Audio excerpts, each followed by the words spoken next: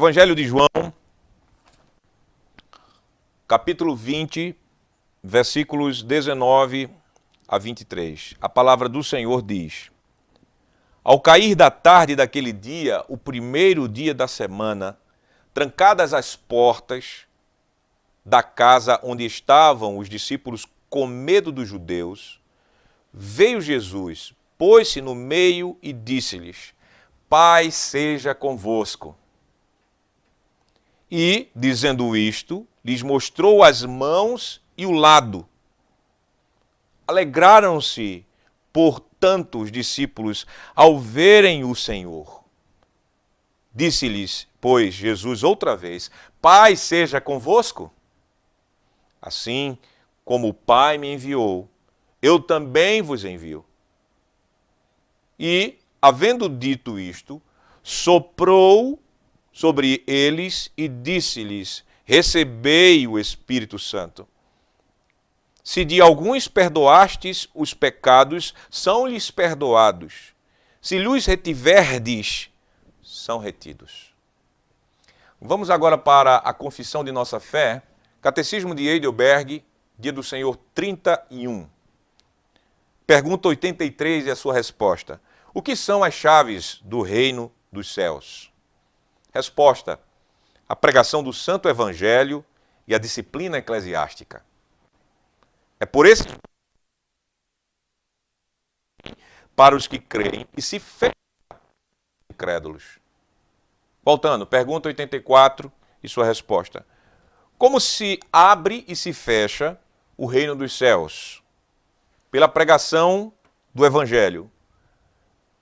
Resposta: de acordo com o mandamento de Cristo, o reino dos céus se abre quando se proclama e se testifica publicamente a todo o crente, individual ou coletivamente, que Deus de fato perdoou todos os seus pecados por causa dos méritos de Cristo, sempre que aceitam a promessa do Evangelho com fé verdadeira. O reino dos céus se fecha quando se proclama e se testifica a todos os incrédulos e hipócritas que, enquanto não se arrependerem, a ira de Deus e a condenação eterna permanecem sobre eles. Segundo esse testemunho do Evangelho, Deus os julgará tanto nesta vida quanto na vida por vir. Pergunta 85. Como se fecha e se abre o reino dos céus pela disciplina eclesiástica? Resposta: de acordo com o mandamento de Cristo, aqueles que se chamam de cristãos, mas que se mostram não cristãos na doutrina ou na vida, devem ser, em primeiro lugar, e de modo fraternal, admoestados mais de uma vez. Se não abandonarem seus erros nem sua impiedade, devem ser denunciados à igreja, isto é, aos presbíteros. Se também não derem ouvidos às admoestações deles, serão proibidos de participar dos sacramentos e excluídos da congregação cristã pelos presbíteros e do reino de Cristo pelo próprio Deus. Serão novamente recebidos como membros de Cristo e da igreja quando prometerem e demonstrarem verdadeiro arrependimento. Essa é a doutrina da palavra. Nós estamos numa série de pregações sobre a doutrina da palavra de Deus. Amada congregação do Senhor Jesus Cristo, nós acabamos de confessar que o Senhor, Ele é aquele Senhor que entregou à sua igreja as chaves do reino dos céus. Esse assunto ele vem já desde o domingo passado, pois nós confessamos, os reformados, e tanto reformados continentais como reformados escoceses, ou seja, tanto as igrejas reformadas como as igrejas presbiterianas em seus símbolos de fé, confessamos que a ceia do Senhor ela deve ser protegida, ela deve ser guardada, para que ignorantes ou pessoas que vivem uma vida impenitente não se aproximem do sacramento, tome do sacramento e assim profanem a aliança de Deus. Nós vimos isso no domingo de número 30, a pergunta 82, sua resposta, e no Catecismo Maior de Westminster, pergunta e resposta 173. Então lá no nosso catecismo, o Catecismo de Heidelberg, no final, nós dizemos assim, da pergunta e da resposta 82. Por isso, de acordo com o mandamento de Cristo e de seus apóstolos, a Igreja cristã tem o dever de excluir tais pessoas, essas pessoas que vivem uma vida ou confissão de fé que demonstram incredulidade e impiedade, devem excluir tais pessoas pelas chaves do reino dos céus, até que corrijam a sua vida. Aí chegamos no domingo 31 do Catecismo, ou dia do Senhor 31 do Catecismo, que vai nos explicar quais são essas chaves e como estas chaves abrem e fecham o reino dos céus para pecadores. E um dos fundamentos dessa doutrina se encontra na passagem de João, que nós lemos. João capítulo 20, versículo número 19. Dirija a sua atenção, por favor, para essa parte das Escrituras. Nessa parte das Escrituras nós temos aqui o Senhor Jesus Cristo, ele tendo o seu primeiro encontro em reunião com os seus discípulos, os seus apóstolos. Esse acontecimento ocorreu no primeiro dia da semana, no domingo da ressurreição. Nós estamos na semana de Páscoa e sabemos muito bem disto. Páscoa aqui não é uma comemoração de um coelho, crianças. As crianças que estão participando deste culto virtual.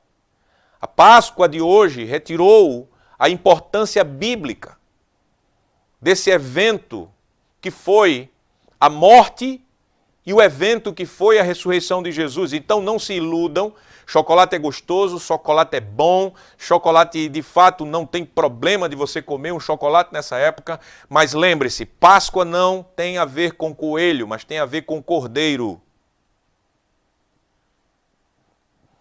Então estamos na semana da Páscoa e logo depois da morte de Jesus, na sexta-feira da Paixão, na sexta-feira de Páscoa, o Senhor, como havia prometido aos seus discípulos e apóstolos, 3 dias depois ele ressuscita e ele vai ter esse primeiro encontro com os seus apóstolos. Versículo 19 diz que ao cair da tarde daquele dia, já era o finalzinho do dia, o primeiro dia da semana, de modo miraculoso, para assim vermos como o Senhor Jesus, ele, na sua glorificação e ressurreição, o corpo glorioso dele, e ele como verdadeiro Deus e verdadeiro homem que é, pôde estar no meio dos seus discípulos, cumprindo a sua palavra, aparecendo de pé dentro de uma casa onde, humanamente falando, sem um milagre, sem uma ação especial, nunca poderia ter entrado, porque os seus discípulos estavam em uma casa totalmente fechada. O texto nos diz, ao cair da tarde daquele dia, primeiro da semana, trancadas as portas da casa onde estavam os discípulos com medo dos judeus, veio Jesus. O nosso amado Senhor, ele é fiel. Ele rompe as cadeias da morte, cumpre a sua palavra. Ele havia dito aos seus discípulos que ele iria morrer por suas ovelhas, ele iria dar a sua vida por suas ovelhas, por seu rebanho, mas ao terceiro dia ele iria tomá-la de volta. Ele iria ressuscitar pelo poder seu, pelo poder do Pai, pelo poder do Espírito Santo. E aqui vemos o Senhor Jesus com fidelidade, reunidos com os seus discípulos, manifestando a eles esse seu poder e essa sua fidelidade. Ele se apresenta no meio deles de modo miraculoso, mostrando a sua divindade, mostrando a glória do corpo glorioso que nós iremos ter, mostrando assim que ele venceu a morte. Tudo de fato havia sido consumado. Não havia mais dívida, por isso a sepultura não poderia segurá-lo, a morte não poderia manter o poder dela sobre ele, pois não havia mais nenhum pecado a ser expiado, o pecado do povo de Deus, pecado das ovelhas por quem ele deu a sua vida. E assim Jesus, ele se apresenta no meio dos seus discípulos. Imagine, crianças, a surpresa de verem Jesus no meio deles. E a surpresa no meio de um momento de muito medo. Porque o texto nos diz que as portas estavam trancadas porque eles estavam com medo dos judeus. Os judeus aqui, eles já são destacados como, de fato, inimigos dos discípulos de Jesus, que também são judeus, mas que creem em Jesus como o Cristo, que creem naquele que foi crucificado pelos judeus, representados nas autoridades do Sinédrio e no sumo sacerdote. Estes estavam já manifestando o seu ódio pelo Senhor, e quanto mais seu ódio pelos servos.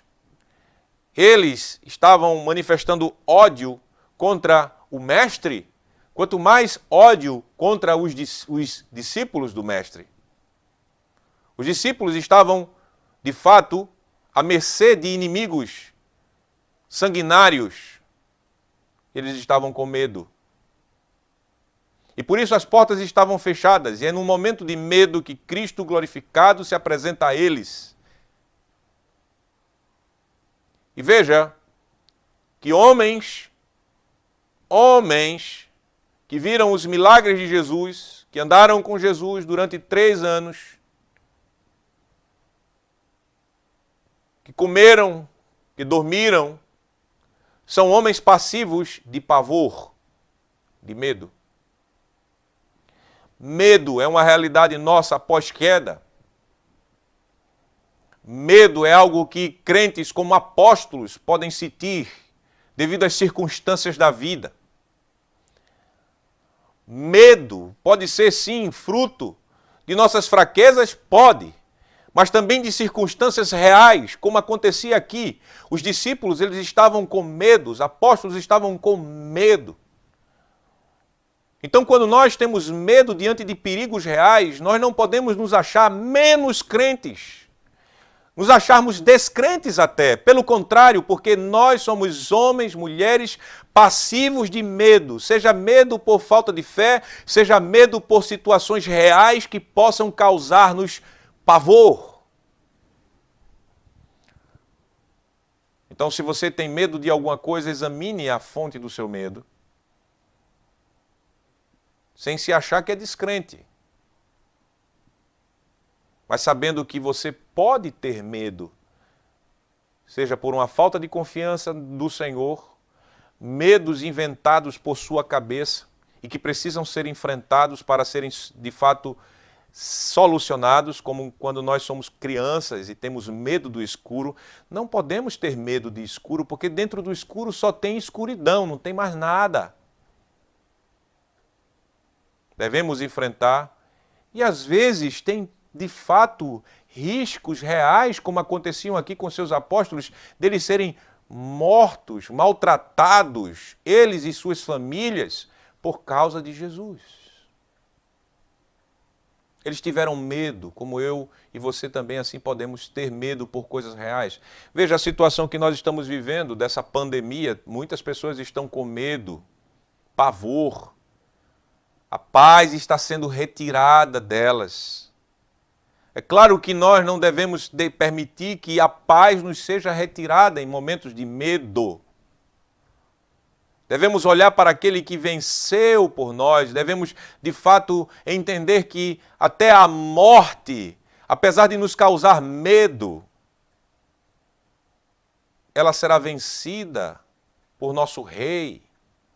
E por isso nós podemos dizer para a morte: ó morte, eu te venci, porque o meu Rei te venceu.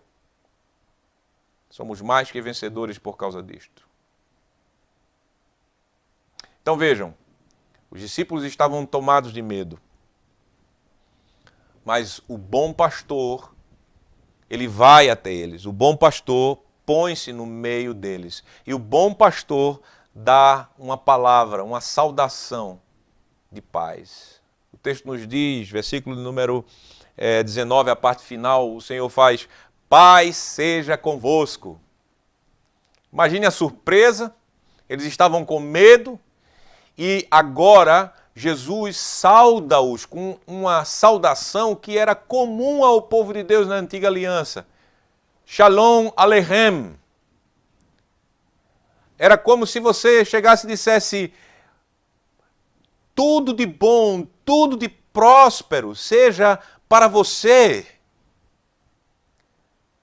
Mas, apesar de ser uma saudação comum, quem estava dando é aquele que venceu a morte. É o mestre que há pouco tempo tinha sido exposto àquele show de horrores, de vitupério no Monte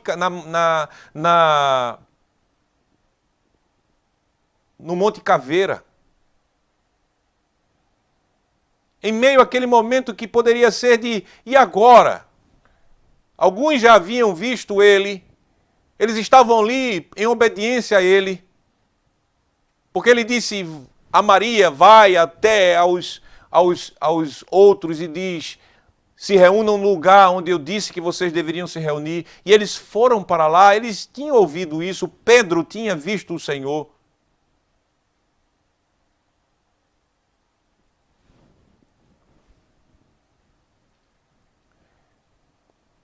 E o Senhor os sauda com uma palavra que era uma saudação comum, mas vindo do Senhor glorificado. Você olhando os outros evangelhos, Lucas, por exemplo, dizem que eles ficaram até com medo, mesmo depois do Senhor se apresentar e mostrar, eles estavam com uma mistura de alegria e medo.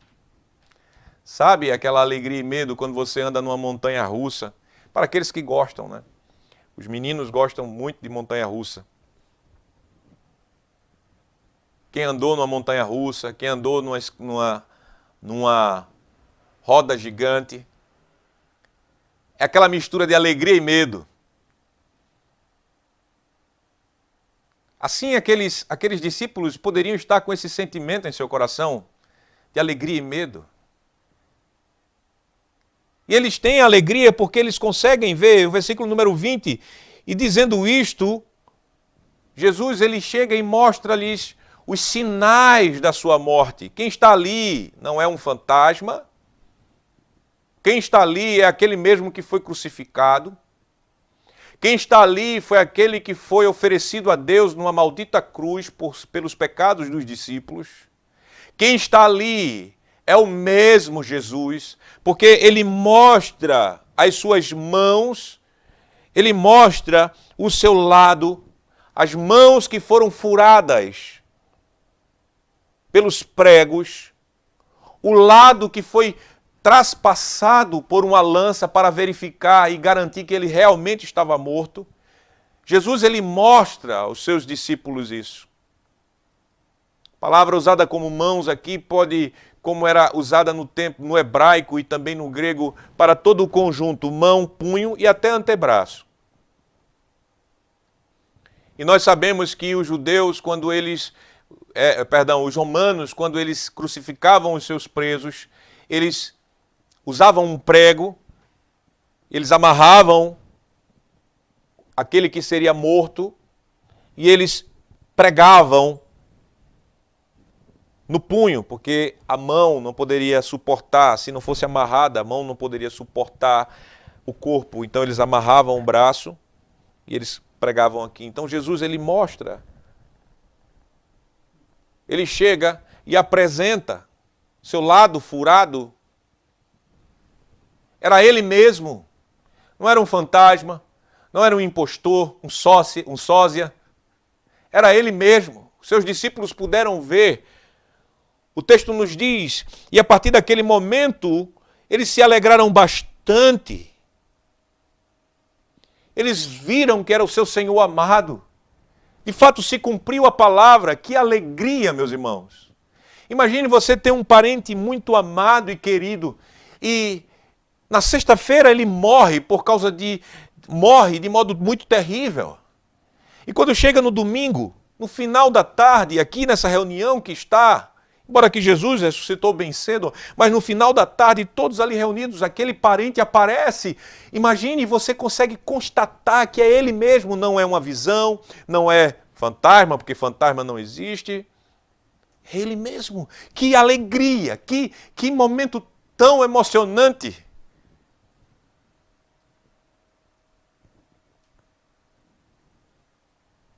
Essa alegria foi grande para os discípulos naquele momento que viram, testificaram aquilo e que foram testificar isso até nós aqui hoje, por meio dos seus escritos. E eles viram a vitória do Senhor e o cumprimento da palavra, o amado Senhor, ele ali está vivo.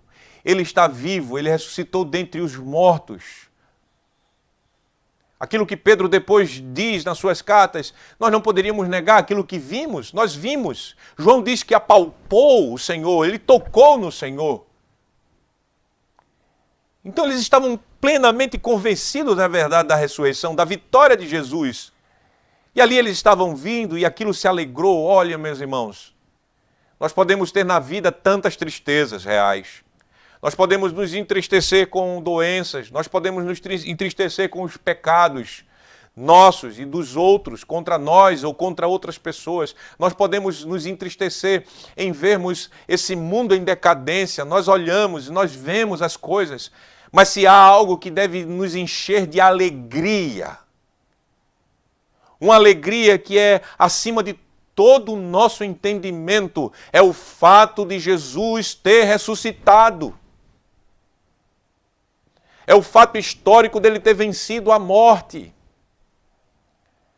Os cristãos muitas vezes se esquecem que este fato da ressurreição de Jesus é o que nos torna as pessoas mais felizes do mundo. Mesmo que nos falte tudo nessa vida. Qualquer outra coisa que nós possamos imaginar que nos causaria alegria neste mundo. Nada pode superar a alegria que temos no fato do Senhor ter ressuscitado. O apóstolo Paulo, ele diz, se os mortos não ressuscitam, Cristo não ressuscitou, e se Cristo não ressuscitou, somos os mais miseráveis homens. Somos os homens mais tristes.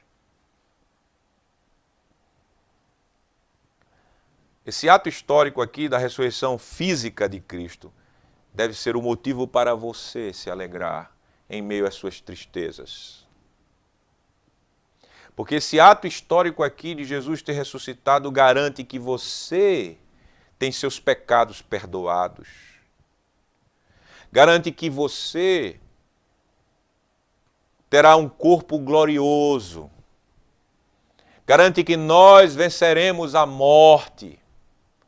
Garante que nós venceremos e seremos mais do que vencedores. E por isso, a ressurreição de Jesus é uma proclamação da nossa vitória sobre a nossa inimiga velha, e que será a última que será morta, e é motivo de toda a nossa alegria, nesta vida já.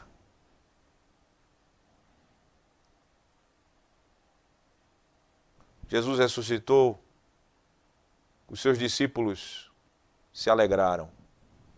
Foi-se o medo dos judeus. Agora eles estão focados no Senhor ressurreto, glorioso. Seus corações estão alegres no Senhor. Seus medos devem ir embora. Sua tristeza deve sair. fixe sua fé, seus olhos da fé, no Cristo ressurreto. E alegre-se. Alegre-se. No versículo 21, o texto nos fala que Jesus outra vez os sauda com a mesma salvação, a mesma saudação. Paz seja convosco. Shalom Aleichem.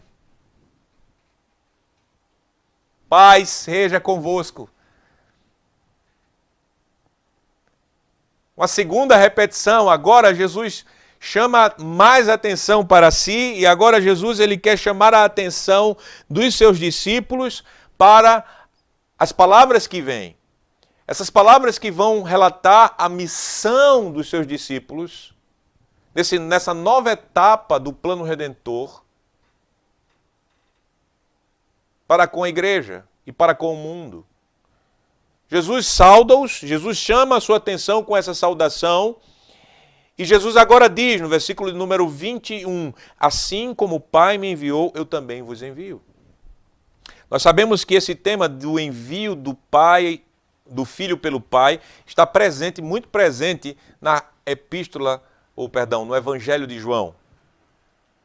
Evangelho de João, capítulo 3, versículo número 16, diz que Deus amou o mundo de tal maneira que deu o seu Filho unigênito. Ele enviou o seu Filho ao mundo, para que o mundo fosse salvo por ele.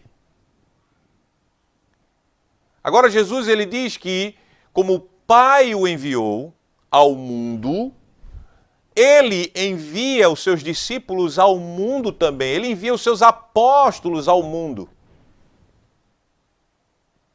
Ele envia os seus apóstolos ao mundo para que eles sejam testemunhas da sua ressurreição. Ele envia os seus apóstolos ao mundo para que eles sejam assim seus arautos, seus embaixadores, que irão proclamar o Senhor da glória, o Senhor ressurreto, o Senhor redivivo, o Senhor que é o Salvador de todo aquele que nele crê. Assim, os discípulos estão conscientes de sua missão. Eles vão ao mundo enviados pelo Pai e pelo Filho e no poder do Espírito Santo. Claro, o Espírito Santo que em sua plenitude será doado em Pentecostes.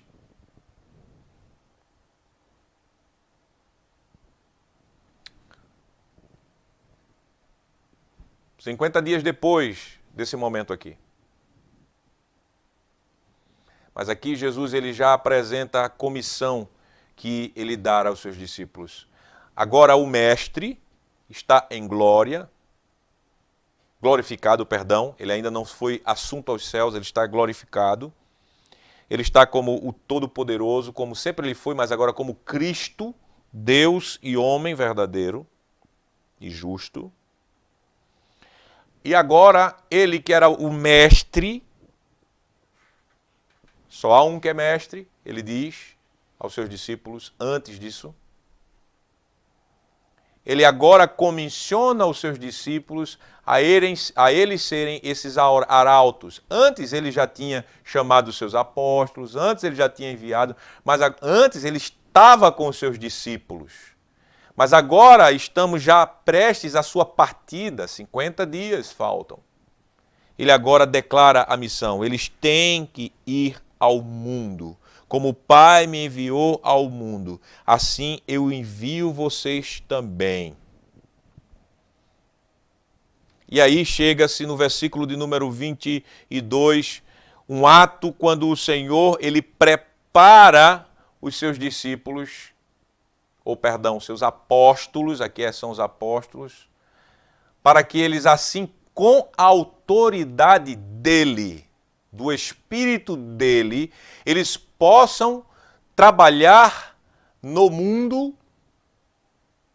com as duas chaves do reino: pregação e disciplina. Versículo número 22 diz que, havendo dito isto, ou seja, havendo dito que, assim como o Pai me enviou, eu também vos envio, havendo dito isto, soprou soprou sobre eles e disse-lhes: recebei o Espírito Santo. Jesus, ele inspirou, o texto nos diz, e ele soprou sobre eles o Espírito Santo. Isso tem, de fato, para nós um simbolismo forte. Isso mostra tanto que Jesus, como o último Adão, e como aquele que tem o Espírito, ele está, como Calvino diz, como se aspergindo o Espírito aos seus discípulos para que eles possam, assim, na autoridade dele, de Cristo, como apóstolo, poder ir ao mundo pregar o Evangelho.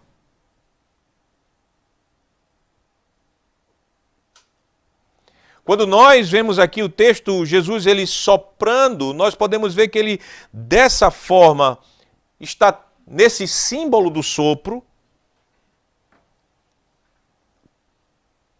manifestando a autoridade que os discípulos tinham para declarar pelo Evangelho e pela disciplina o perdão e o não perdão de pecados.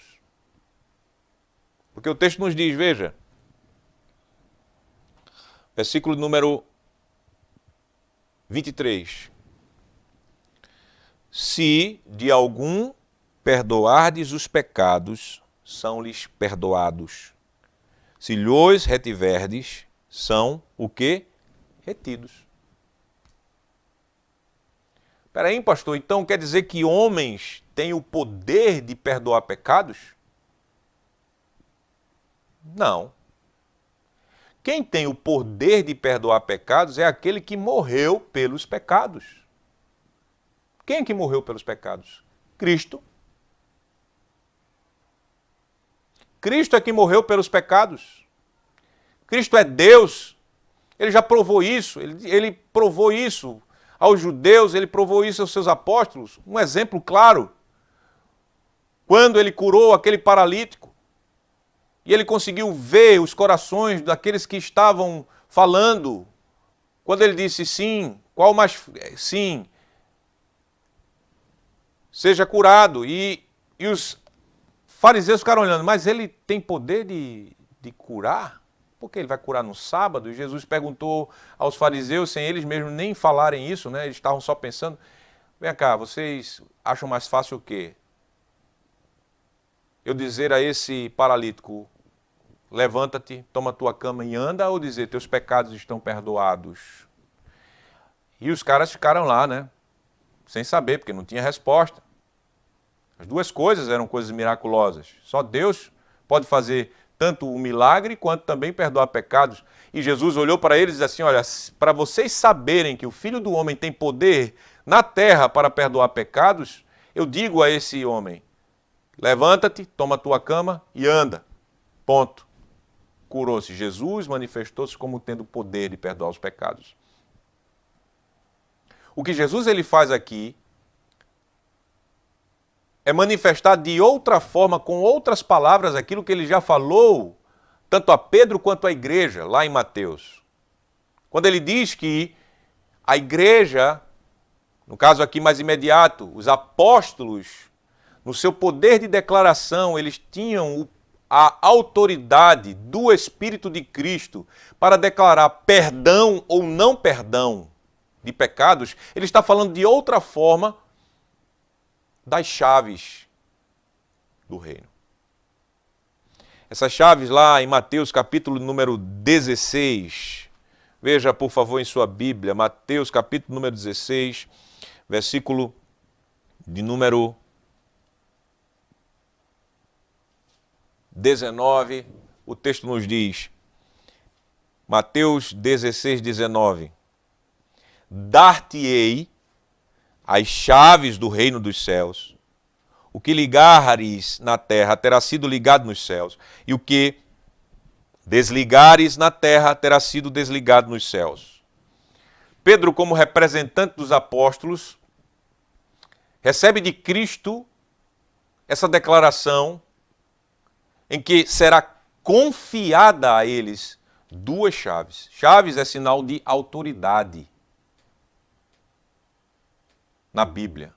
O mordomo no Antigo Testamento tinha uma chave que abria a casa do rei para deixar pessoas entrarem ou deixar pessoas fora da casa do rei. Chave é sinal de poder. Quando um prefeito, por exemplo, ele é eleito e no dia 1º de janeiro ele assume o seu poder na prefeitura, os vereadores entregam a chave da cidade ao prefeito. Isso mostra autoridade para administrar a cidade.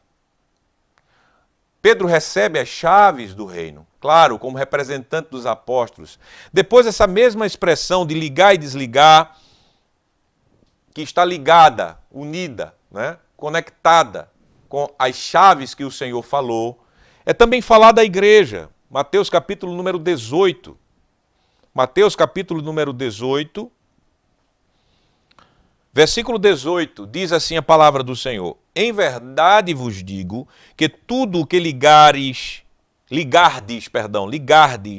na terra terá sido ligado nos céus, e tudo o que desligardes na terra terá sido desligado nos céus. Versículo 19. Em verdade também vos digo que se 2 dentre vós sobre a terra concordarem a respeito de qualquer coisa que porventura pedirem, ser-lhe-á concedida por meu Pai que está nos céus. Porque onde estiverem 2 ou 3 reunidos em meu nome, ali estou no meio deles. Voltem, por favor, para João capítulo 20. Como eu havia dito a vocês, quando o Senhor ele chega para os seus apóstolos ali na sua ressurreição e declara aos seus apóstolos: eu declaro a vocês isso, se de alguns perdoardes os pecados, são-lhes perdoados, se lhes retiverdes, são retidos. Aqui o Senhor está usando palavras que nos remetem a esse conceito de chaves. Aquilo que no nosso catecismo nós confessamos no dia do Senhor 31, a pregação do Santo Evangelho e a disciplina eclesiástica, a disciplina na igreja. Estas são as chaves do reino dos céus. É por esses 2 meios que o reino dos céus se abre para os que creem e se fecha para os incrédulos. Não são homens que estão assim perdoando pecados, como muitas vezes de modo supersticioso a igreja antes da reforma pensou que os sacerdotes, os padres é que tinham o poder do perdão, o Papa e os seus subalternos, o Papa e os seus pastores. Como a igreja pensou. E que hoje a Igreja de Roma mantém esse mau entendimento, esse herético entendimento, como se fosse os padres como o poder de perdoar pecados. E que por causa disso, o movimento anabatista também cai no outro erro de dizer, não, que é isso? Perdão declarado pela igreja, pelo evangelho e disciplina, isso é coisa da igreja de Roma. Não, veja, o texto está dizendo, quem está dizendo é Cristo, Cristo que tem a chave de Davi. Você lembra dessa expressão? Apocalipse capítulo de número 2, capítulo número 3, Apocalipse capítulo número 3, versículo número 7, Jesus ele se apresenta à igreja, Apocalipse 3, versículo número 7. Jesus se apresenta à igreja de Filadélfia, dizendo o seguinte: ao anjo da igreja em Filadélfia, escreve: estas coisas diz o santo, o verdadeiro, aquele que tem a chave de Davi, aquele que tem a chave do reino prometido. A chave de Davi, que abre e ninguém fechará, e fecha e ninguém abrirá. É Jesus que tem a chave do inferno e a chave do céu. Ele confia aos seus apóstolos. E por isso, quando o evangelho está sendo pregado pelos apóstolos aqui, quando está sendo declarado aos pecadores que ouvem, que Jesus morreu por seus pecados, que eles são chamados a confessarem seus pecados a Cristo, que eles são chamados a confiarem que só Jesus é o Salvador, que por meio do seu único e eterno sacrifício, Ele conquistou para nós o perdão de todos os nossos pecados e a justiça, para que nós possamos ser livres da ira de Deus. Quando o Evangelho assim está sendo pregado, e quando pecadores arrependidos estão atendendo pelo Espírito Santo, estão atendendo esse Evangelho, o céu está sendo aberto, a chave está sendo usada, e o céu está sendo aberto para pecadores, e esses pecadores estão entrando no céu, mediante a fé em Jesus. Da mesma forma, essa pregação, quando essa pregação está sendo de fato ministrada de modo fiel, e os pregadores ordenados, os ministros do Evangelho, estão exortando os pecadores a se arrependerem e declarando a eles que, caso eles não se arrependam, eles serão mantidos fora do reino, eles serão mantidos fora de Cristo, eles serão mantidos debaixo da ira de Deus. O céu está fechado para esses pecadores. O Senhor Jesus, Ele deu autoridade aos seus apóstolos, Ele soprou do seu Espírito. Ele de fato declarou que estava os enviando para o mundo, ao mundo. Com essa autoridade de pregar a salvação nele, no Cristo ressurreto, abrindo o céu para aqueles que são crentes. Mantendo o céu fechado para os descrentes. Nosso catecismo, ele coloca isso, presta atenção na resposta 84, diz assim: como se abre e se fecha o reino dos céus pela pregação do Evangelho? A pregação do Evangelho, ela tanto abre quanto ela fecha. Eu vou só repetir aquilo que eu já falei, mas agora com a linguagem confessional. De acordo com o mandamento de Cristo, o reino dos céus se abre quando se proclama e se testifica publicamente a todo crente, seja individual, seja coletivamente, seja ao crente numa visita, por exemplo, pastoral dos presbíteros e ministros da palavra, declarando a eles,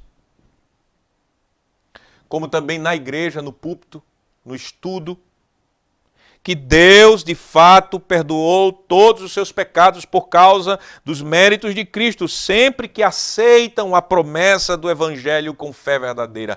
Sempre que você aceita a promessa do Evangelho com verdadeira fé, conforme Cristo estabeleceu, o céu se abre para você. Independentemente do pecado que você cometeu, sempre que você, de fato, aceita a promessa do perdão pleno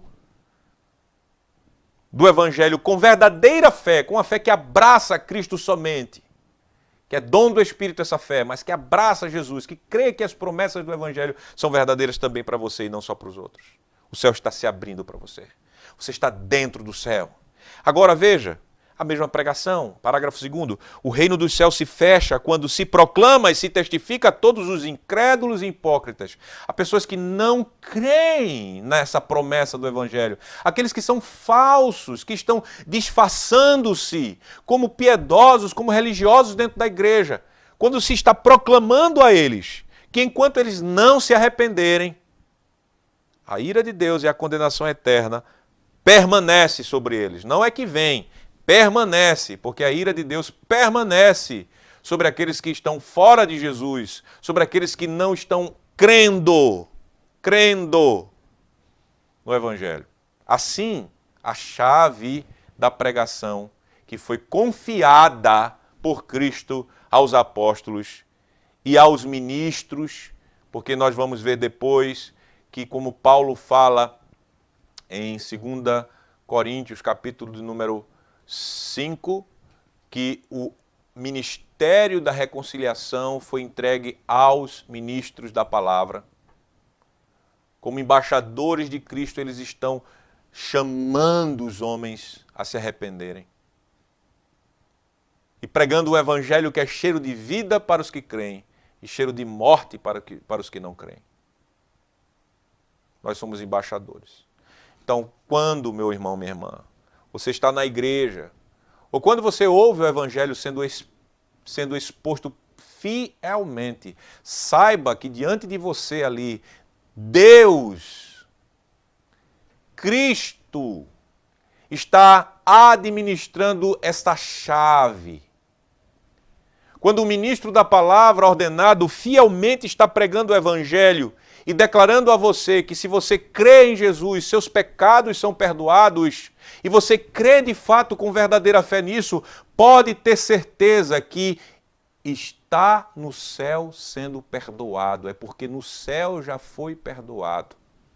Então, quando você, mesmo vivendo uma vida de fraqueza e de pecado e se arrepende, confiando no evangelho pregado pelo ministro, saiba, meu irmão, saiba, minha irmã, que nem a sua consciência poderá lhe condenar pelos pecados que o evangelho declara que você foi perdoado.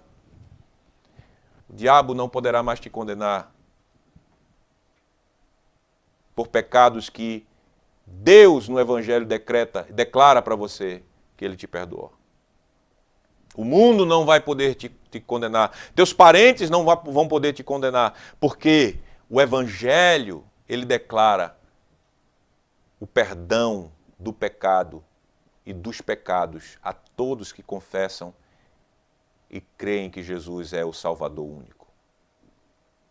Da mesma forma, contrário é verdadeiro, se você ouve o evangelho e você é um incrédulo e mantém-se em incredulidade, se você é um hipócrita e mantém a sua hipocrisia, saiba que a ira de Deus está sobre você. Saiba que enquanto você não se arrepender, o favor de Deus não está em favor de você, só a ira de Deus. O que resta para você é temor. O que resta para você é pavor. Pavor.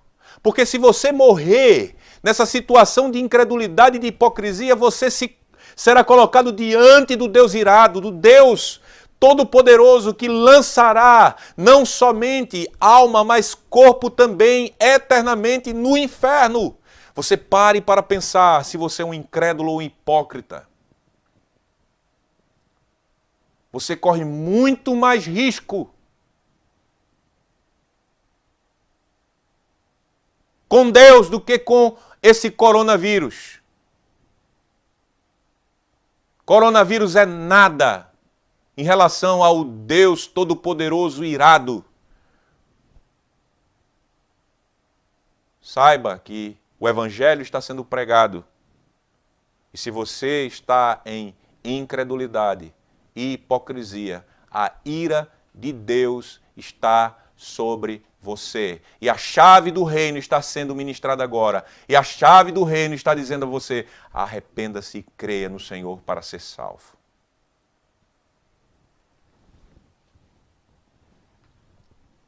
Jesus disse: se a alguns perdoardes os pecados, são-lhes perdoados. Se lhes retiverdes, são retidos.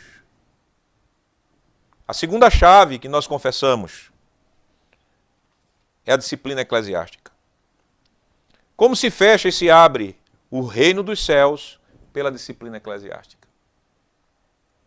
Disciplina eclesiástica é a disciplina que é aplicada pela igreja, nos seus membros. A igreja não é chamada para disciplinar quem não é membro dela. Você que é membro da igreja, você tem privilégios dentro da igreja. Você tem o privilégio de estar no culto, você tem um privilégio de ser cuidado pelos pastores estes que são os ministros da palavra e presbíteros, pelos diáconos. Você tem o privilégio da comunhão dos santos, você tem privilégio dos dons espirituais que o Senhor ministra por sua ligação a Cristo no corpo da igreja, que é a comunhão dos santos. Você tem o privilégio de poder, se caso tenha os dons para o ofício, de serem escolhidos e eleitos pela igreja para os ofícios. Privilégios. Privilégio de participar dos sacramentos e dos seus filhos debaixo da sua autoridade, aqueles que estão debaixo da sua autoridade também receberem o sacramento do batismo. Mas também você tem deveres. Esses deveres estão na palavra de Deus. Esses deveres foram firmados no seu dia de membresia através dos votos invocados em nome do Senhor. E um desses deveres é se submeter à disciplina, ou seja, à educação bíblica vinda por meio da igreja para você. Essa educação bíblica, ela envolve exortações, ela envolve remédios como disciplina mais forte, por exemplo, afastamento da ceia do Senhor, caso você não se submeta à palavra de Deus e queira viver uma vida de pecado e rebeldia. Essa disciplina eclesiástica, que vai desde uma exortação fraternal de um irmão a você, como também as exortações de homens ordenados no púlpito ou de presbíteros em conversas pastorais, essa disciplina pode chegar até a excomunhão da igreja, a ser retirado do corpo de Cristo, do corpo visível de Cristo. E como nós vimos Jesus falando à igreja, também ser ligado, ou seja, retido os seus pecados e tirado do povo do reino por meio da excomunhão. Disciplina é algo de Deus. Disciplina da igreja não é invenção de homens moralistas. Disciplina da igreja não é algo que você deve e eu devemos pregar como coisa do passado. Disciplina da igreja é algo ensinado por Deus, tanto no Antigo Testamento quanto no Novo Testamento. Jesus aqui, ele disse, se retiverdes, serão retidos.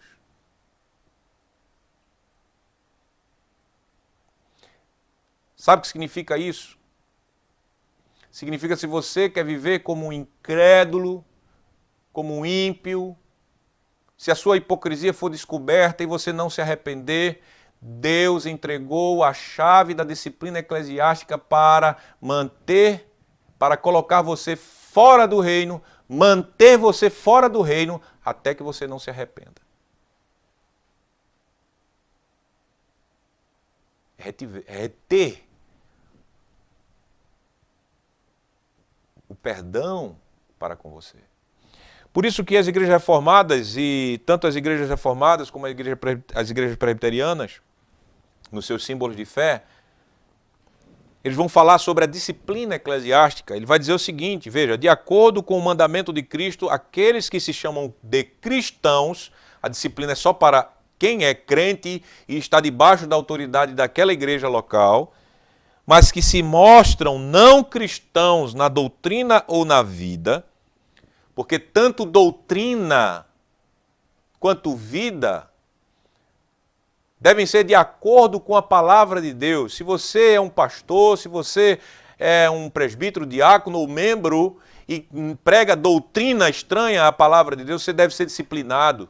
Se você vive de modo, seu comportamento, sua conduta não é conforme a palavra de Deus, você deve também ser disciplinado, porque você está vivendo como não cristão. E o texto aqui vai nos dar o processo.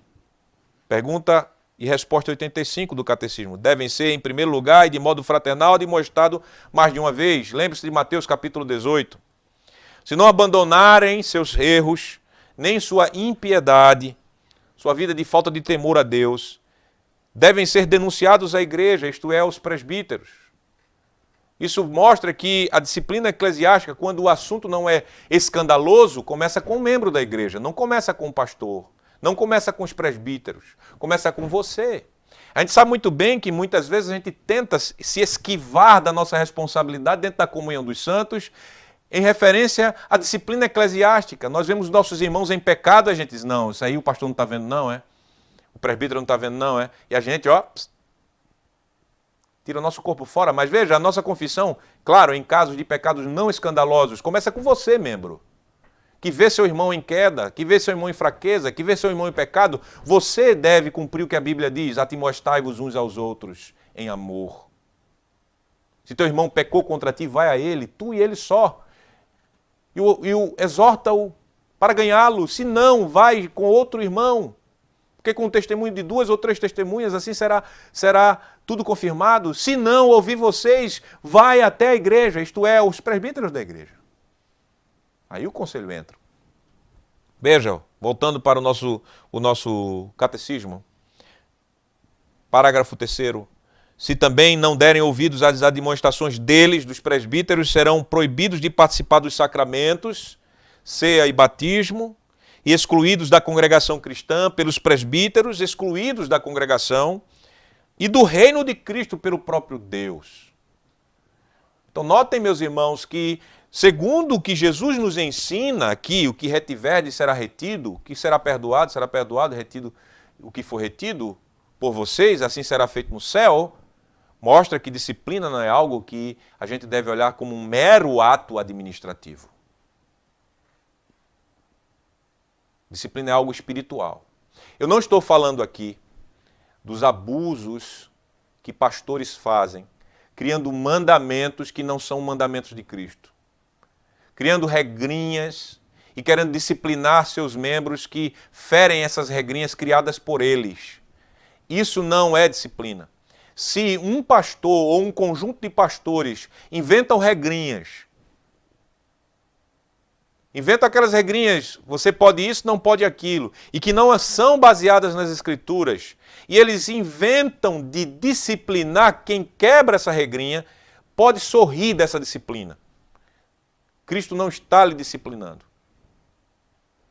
A gente sabe disso, que existem homens que abusam da disciplina. Acham que é a sua autoridade de oficial que torna tudo aquilo que ele determina a regra e lei que vai justificar um membro de sua igreja ser colocado sob disciplina, afastado dos sacramentos, afastado de atividades, afastado da ceia, afastado até mesmo da igreja como um todo. Esses abusos não devem ser considerados como disciplinas. Como, por exemplo, sobre nós que somos reformados e os protestantes em geral, o Papa, através do Concílio de Trento, jogou 33 anátemas, 33 declarações de maldito do inferno para nós que não beijamos os seus pés. Faça feito Lutero, rasgue isso aí e jogue fora.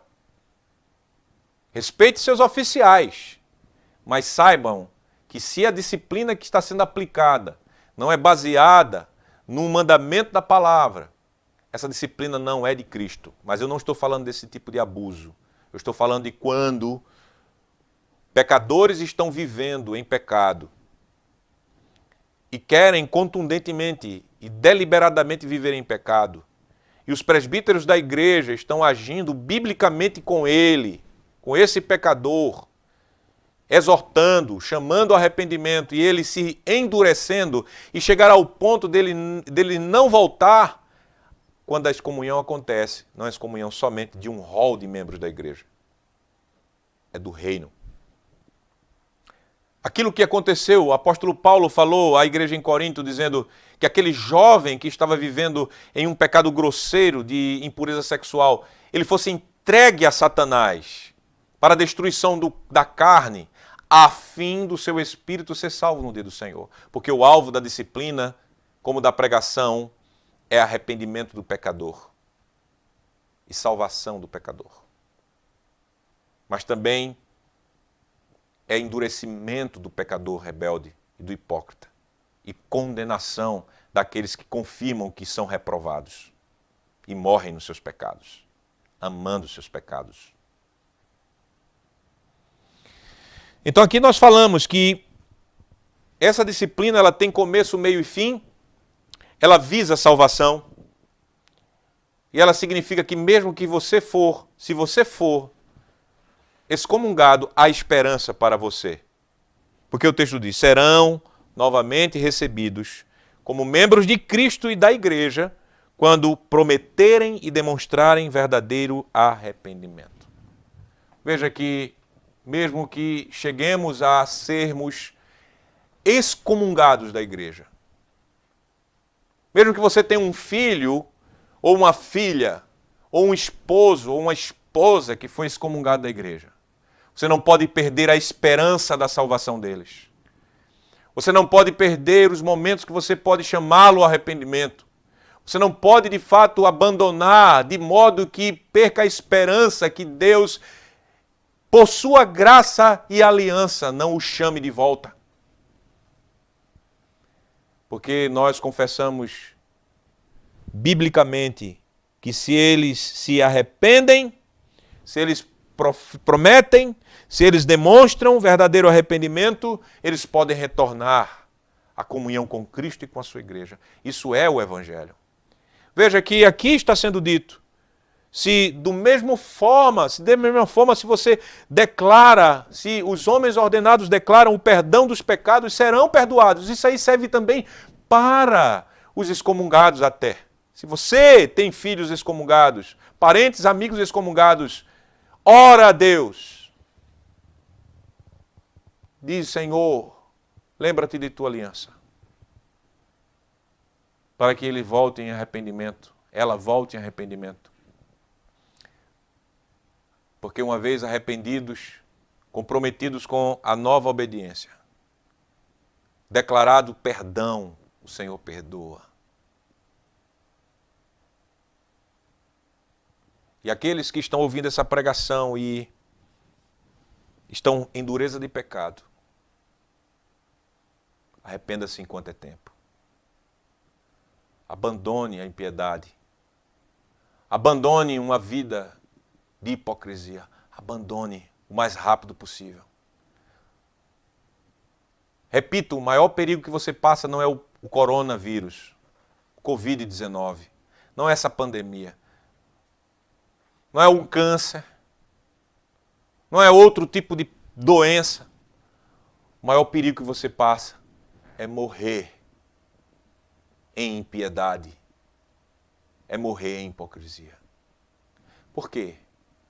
Porque se caso aconteça isso, você vai para o inferno. Arrependa-se. A chave do reino está sendo usada. A pregação está sendo dita. Deus está declarando a todos nós, vocês que crerem no Senhor e creem no Senhor, todos os teus pecados são perdoados. Aleluia! Nós estamos no reino dos céus.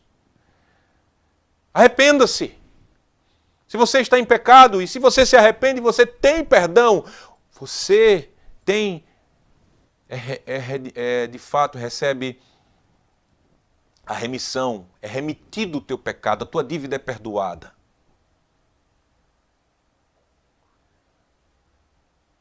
Se você está sob disciplina da igreja, arrependa-se. Se você está afastado dos sacramentos, arrependa-se. Prometa ao Senhor diante da congregação, prometa ao Senhor abandonar os pecados, dê prova do seu arrependimento, aquele pecado que te afastou da sede do Senhor. Arrependa-se dele. E Deus te declarará aberto o reino. Aberta a mesa. E você que está em disciplina e que não está se arrependendo, arrependa-se, porque senão você será mantido fora do reino se você é excomungado. Se você é excomungado, você será mantido fora do reino. E para ti o inferno será pior do que para um pagão que nunca ouviu o Evangelho. Eu digo isso e eu deixei por final o título dessa pregação, para que você fique com ele na cabeça. O glorioso Senhor confiou a pregação e a disciplina à sua igreja. E por isso a igreja, por meio do ministério do Evangelho e da supervisão, está agora sendo a boca de Jesus para você, para nós. Individual e coletivamente, a boca de Jesus. Jesus está dizendo a você agora: perdão de pecados ou retenção de pecados. Jesus está dizendo agora para você que está arrependido dos seus pecados: eu te perdoo. Se console. Jesus está dizendo para você que está em vida de impiedade e de hipocrisia: arrependa-se. Jesus está dizendo para você que está sob disciplina, afastado da ceia, arrependa-se e volte para a plena comunhão. Jesus está dizendo para você que está excomungado, volte enquanto está vivo, em arrependimento. Porque ele diz à igreja, se de alguns perdoardes os pecados, são-lhes perdoados. Se lhes retiverdes, são retidos.